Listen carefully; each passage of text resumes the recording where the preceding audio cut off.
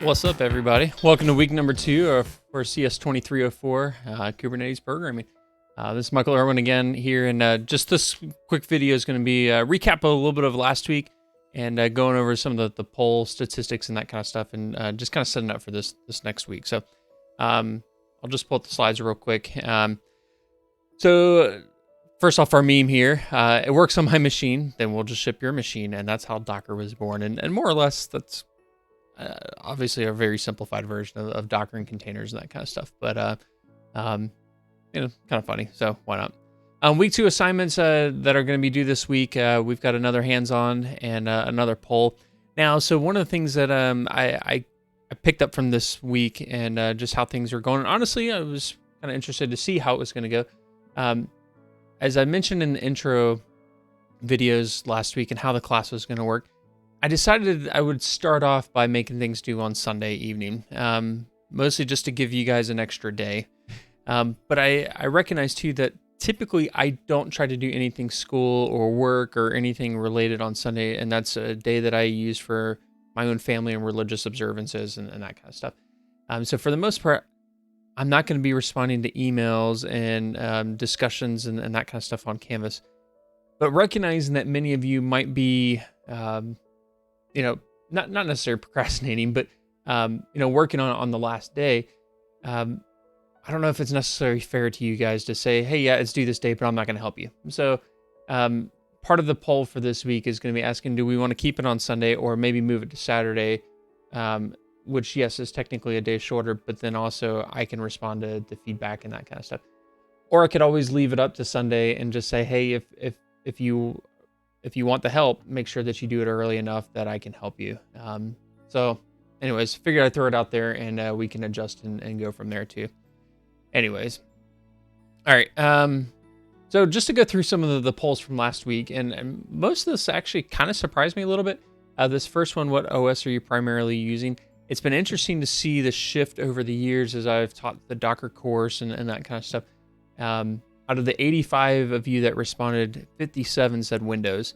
And this used to be completely flipped, more for the Mac. When I did the Docker course, especially the first couple of semesters, I had a lot more Mac users, which is kind of interesting. I guess now Docker's becoming more mainstream and everything, and we've got a lot more Windows users now. But anyways, I've got a Windows machine here. That's actually my kind of stream recording machine here. One day maybe I'll have to show off my stream recording setup at some point. I think some of you might be interested in that.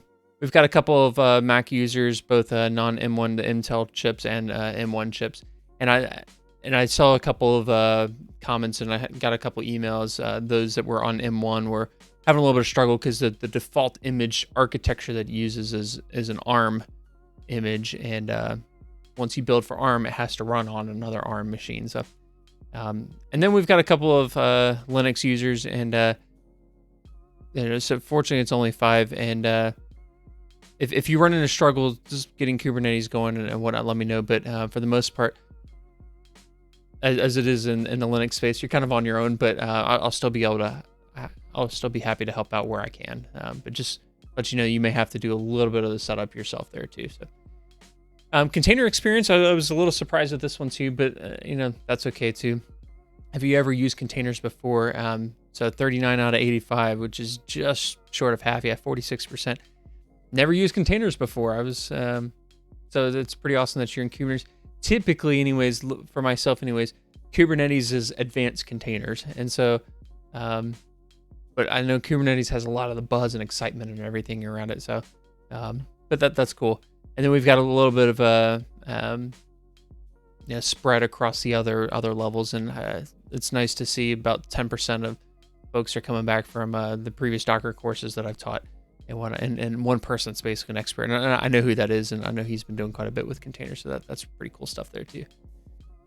Cats or dogs, and I realize I accidentally left the empty spaces, and I guess a couple of you jokesters decided to vote for those empty spaces, but that's all right. This was just a fun one, but interesting that I was expecting it to still end up about 50-50, but hey, 76% dogs. So anyways, so again, just to kind of recap, this week we're going to be going into Kubernetes and actually getting into orchestration and talking about pods. and should be a lot of fun. And you know, feel free to provide feedback and let me know how I can continue to make the course better. Next week, I'm going to open up the polls a little bit more and kind of just say, give me open feedback on what's working, what's not working. And so think about it this week as you're going through the material and whatnot. What sorts of things can I do to make the class a little bit more accessible and easier to use? Or is it fine the way it is? Anyways, all right, enjoy the material this week, and I will touch base with you later.